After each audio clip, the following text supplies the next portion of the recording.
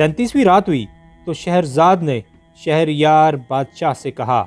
नाई ने खलीफा को अपने 5वें भाई की रुदात सुनाते हुए बताया, मेरा 5वां भाई उस खूबसूरत और मालदार औरत के विसाल के लालच में उस बुढ़िया के साथ जब उस बड़े मकान में दाखिल हुआ तो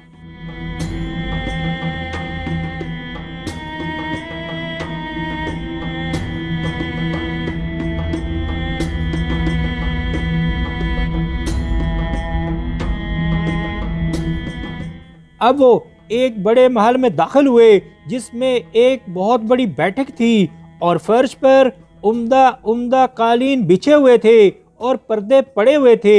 मेरा भाई वहां बैठ गया कि इतने में एक लड़की आई जो जर्क बर्क लिबास पहने हुए थी। उसे देखकर मेरा भाई सरू कद खड़ा हो गया। जब लड़की ने उसे देखा तो वो मुस्कुराई और खुशी का इजहार किया। अब लड़की मेरे भाई के पहलू में बैठ गई और उससे थोड़ी देर हंसी मजाक करती रही। अब वो उठी और कहने लगी कि जब तक मैं वापस ना आ जाऊं यहाँ से मत जाइयो। ये कहकर वो चल दी और मेरा भाई अकेला रह गया कि इतने में एक लंबा चौड़ा हबशी गुलाम उस कमरे में आया और उसके पास एक नंगी तलवार थी और मेरे भाई से कहने लगा कि तुफ हो तुझ पर, तुझे यहाँ कौन लाया और तू क्या कर रहा है। जब मेरे भाई ने उसे देखा तो उसे जवाब देने की ताकत बाकी न रही और उसकी जुबान बंद हो गई और मुंह से कोई बात न निकली। अब हबशी ने मेरे भाई को पकड़कर उसके कपड़े उतारे और उसे तलवार की सतह से इतना मारा कि वो बेहोश हो गया और उस मनहूस गुलाम को ख्याल हुआ कि वो मर गया है।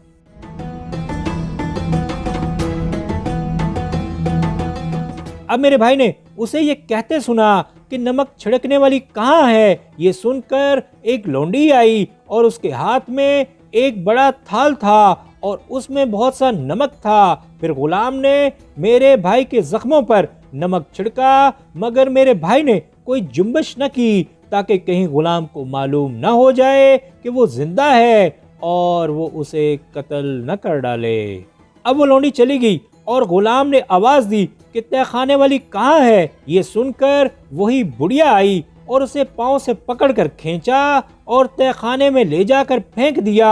वहां वो 2 रोज तक पड़ा रहा और खुदा ने नमक को उसकी जिंदगी का सबब बना दिया और उससे उसके जख्मों का खून रुक गया। जब मेरा भाई हरकत करने के काबिल हो गया तो वो उठा और बड़ी एहतियात से तहखाने से बाहर निकला। खुदा ने उसकी पर्दापोशी की और वो सुबह तक उसी कमरे में छुपा रहा जहां उस गुलाम ने उसे मारा था।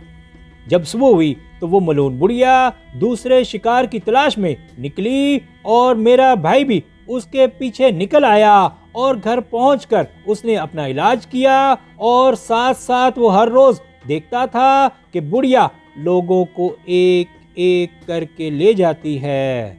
जब उसकी जान में जान आई और उसकी ताकत बहाल हुई तो उसने एक थैली में कांच के टुकड़े भरकर उसे अपनी कमर से बांध लिया और भेष बदल कर निकला ताकि उसको कोई पहचान न पाए और अपने कपड़ों में एक तलवार छुपा ली।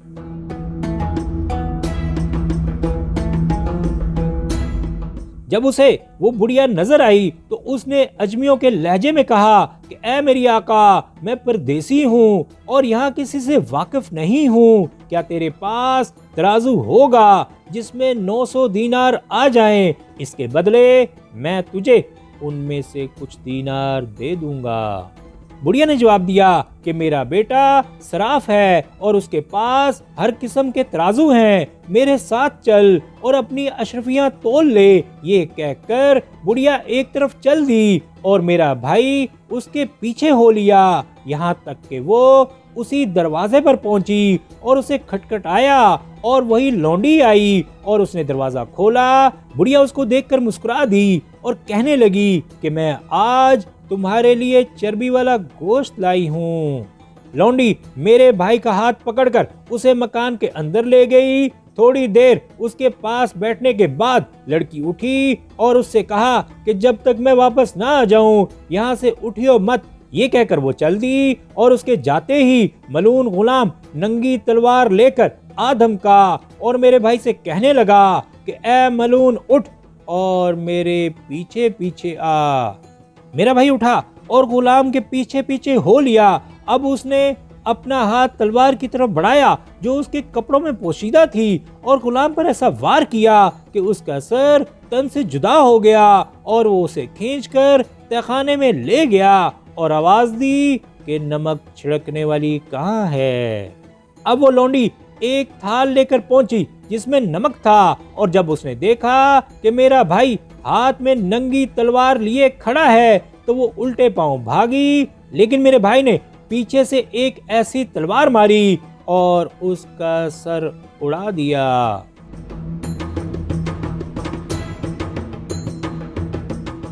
अब मेरे भाई ने आवाज दी कि बुढ़िया कहाँ है और जब वो आई तो उसने कहा कि ए मनूस बुढ़िया, क्या तू मुझे पहचानती है? उसने जवाब दिया, नहीं मेरे आका। मेरे भाई ने कहा कि मैं वही दिरहम वाला हूँ जिसके घर तू आई थी और अपनी आका का कहकर उसे यहाँ मुसीबत में डाल दिया था। बुढ़िया ने कहा कि खुदा से डर और मुझे माफ कर, लेकिन उसने उसकी एक न सुनी और तलवार से उसके 4 टुकड़े कर डाले। अब वो उस लड़की की तलाश में निकला जो उसे उस कमरे में मिली थी जिसके साथ उसने कुछ वक्त गुजारा था, और जो ही लड़की की नजर उस पर पड़ी तो वो हवास बाख्ता हो गई और उसने मेरे भाई से अमान मांगी और मेरे भाई ने अपना हाथ रोक लिया और उससे पूछा कि तू किस तरह इस हबशी गुलाम के हत्थे चढ़ी। उसने जवाब दिया कि मैं एक सौदागर की कनीज हूँ और ये बुढ़िया हमारे यहाँ आया जाया करती थी। एक रोज इसने मुझसे कहा कि आज हमारे यहाँ शादी है और मैं चाहती हूँ कि तू उसमें शरीक हो। मैंने कहा कि बसरो चश्म। ये कहकर मैंने अपने बेहतरीन कपड़े और जेवर पहने और एक थैली में 100 दीनार लेकर उसके साथ चल खड़ी हुई और इस मकान में पहुंची। यहाँ पहुंचते ही इस हबशी गुलाम ने मुझे अपनी लौंडी बना लिया और कैद कर लिया और मैं 3 साल से यहाँ हूँ। मेरे भाई ने पूछा, क्या इसके पास कुछ मालो दौलत है? उसने जवाब दिया कि बहुत कुछ है, अगर तू उसे यहाँ से ले जा सकता है तो ले जा। फिर उस लड़की ने मेरे भाई को बहुत से संदूक खोल कर दिखाए जिनमें थैलियां थीं और फिर कहने लगी कि मैं यहीं ठहरती हूँ और तू जाकर लोगों को ले आ और माल को यहाँ से ले चल।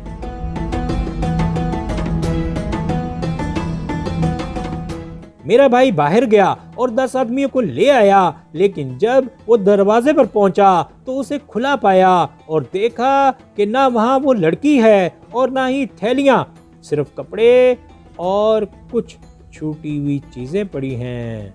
अब उसकी समझ में आया कि लड़की ने उसे धोखा दिया और जो कुछ बाकी रह गया था वो उसने अपने कब्जे में किया और कोठरियां खोलकर उनमें से सब कुछ निकाल लिया और घर के अंदर कुछ न छोड़ा और फिर अपने घर चला गया। जब सवेरा हुआ तो 20 सिपाही उसके पास पहुंचे और उसे गिरफ्तार करके कहने लगे कि शहर के हाकिम ने तुझे बुलाया है। मेरे भाई ने उनसे मिन्नत समाजत की, लेकिन उन्होंने उसे न छोड़ा और उसे लेकर चलते हुए।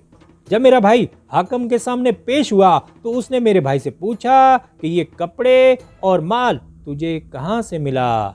मेरे भाई ने उससे सारा माजरा शुरू से लेकर आखिर तक बयान कर दिया जो उसके और बुढ़िया के दरमियान पेश आया था। इसके बाद मेरा भाई हाकिम से कहने लगा कि ऐ मेरे आका, मेरे पास जो चीजें हैं उनमें से मुझे इतना दे दे कि मैं जिससे अपनी रोजी कमा सकूं। लेकिन हाकिम ने उससे तमाम माल ले लिया और मेरे भाई से कहा कि इस शहर से निकल जा वरना मैं तुझे फांसी पर चढ़ा दूंगा। उसने कहा कि बसर चश्म और एक दूसरे शहर को रवाना हो गया। रास्ते में उस पर डाकुओं ने हमला किया और उसके कपड़े उतार लिए और उसे मारा और उसके दोनों कान काट डाले। जब मुझे उसका हाल मालूम हुआ तो मैं कपड़े लेकर उसके पास गया और उसे चोरी से शहर में ले आया और उसके खाने पीने का इंतजाम कर दिया।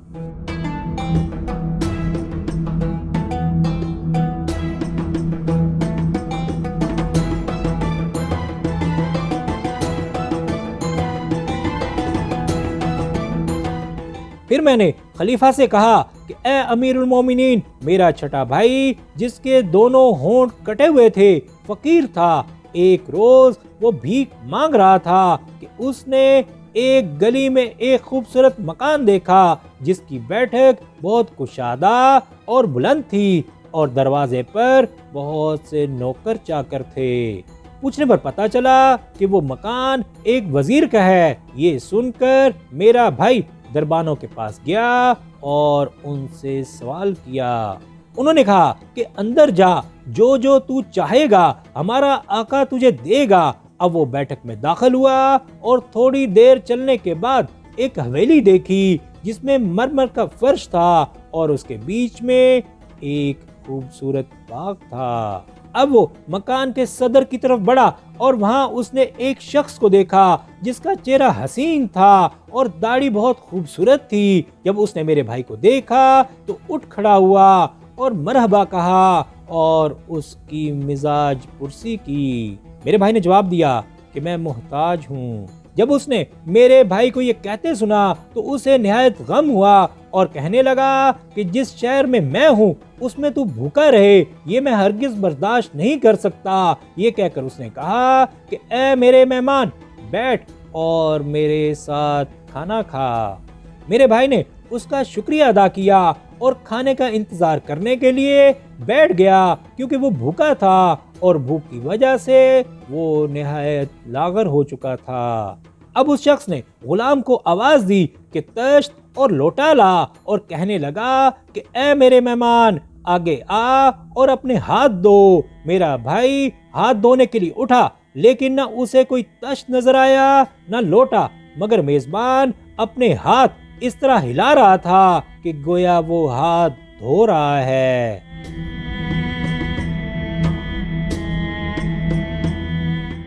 इसके बाद उसने आवाज दी कि दस्तरखान बिछाओ, लेकिन मेरे भाई ने कुछ न देखा। अब उसने मेरे भाई से कहा कि बिस्मिल्लाह, खाना खा और तकल्लुफ मत कर। और उसने अपने हाथ इस तरह चलाए कि गोया वो खाना खा रहा है और कहा कि ये रोटी कैसी सफेद और खूबसूरत है, लेकिन मेरे भाई को कोई चीज दिखाई न देती थी।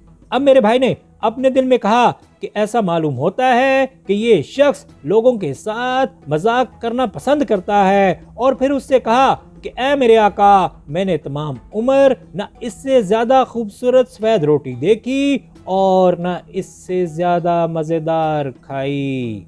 अब उसने आवाज दी कि हरीसा लाओ, मगर उसमें बहुत सा रोगन डालना। और मेरे भाई से कहने लगा कि ए मेरे मेहमान, खुदा की कसम सच सच कह कि तूने इस हरीसे से बेहतर कभी खाया है? तुझे मेरी जान की कसम, खा और तकल्लुफ मत कर। फिर उसने गुलाम से कहा कि मोटे बटेरों वाला खाना लाओ और मेरे भाई से कहा कि ए मेरे मेहमान, और खा क्योंकि तुझे इसकी जरूरत है। और वो अपने जबड़े चला रहा था और चबा रहा था। वो शख्स इस तरह एक खाने के बाद दूसरा खाना मंगाता और कोई चीज ना आती, मगर वो मेरे भाई से कहता कि खा। अब उसने फिर गुलाम को आवाज दी कि चूजे ला जिनके अंदर पिस्ते भरे हुए हैं। और मेरे भाई से कहा कि ए मेरे मेहमान, इन चूजों को मैंने पिस्ते खिला खिला कर मोटा किया है, खा क्योंकि ऐसी चीज तूने कभी नहीं खाई होगी।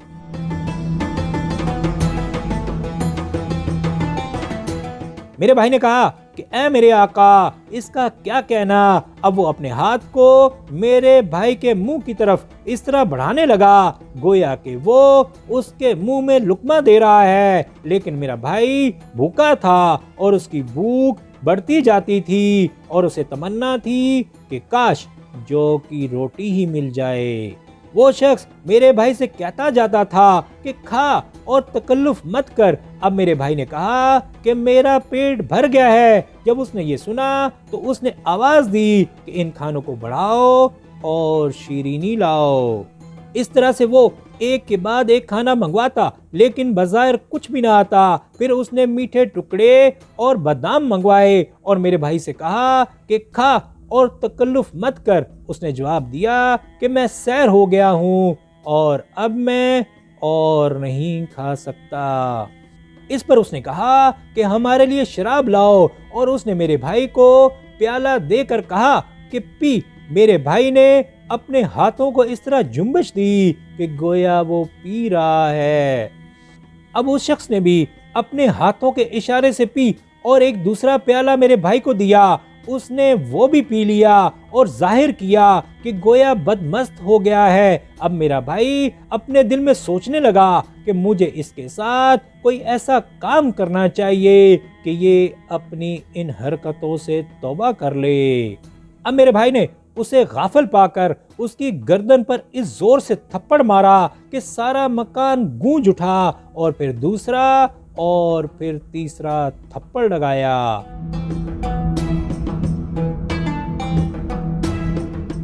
अब शहरजाद को सुबह होती दिखाई दी और उसने ये कहानी बंद कर दी।